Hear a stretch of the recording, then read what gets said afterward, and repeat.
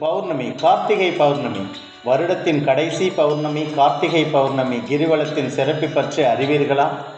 பௌர்ணமி என்றாலே திருவண்ணாமலை கிரிவலம் தான் நம் நினைவுக்கு முதலில் வரும்.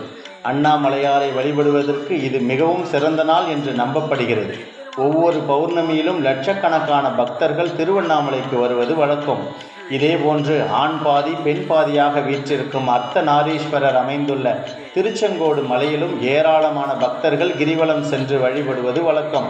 இந்த ஆண்டின் கடைசி பௌர்ணமி டிசம்பர் 5ஆம் தேதி ஞாயிற்றுக்கிழமை. பொன்னான கையால் லைக் பண்ணுங்கள், சப்ஸ்கிரைப் பண்ணுங்கள், ஷேர் பண்ணுங்கள், சப்போர்ட் பண்ணுங்கள். நிறைய நல்ல விஷயங்களை நாங்கள் உங்களுக்கு கொடுக்கறதுக்கு ஊண்டுகோலாக இருக்கும்.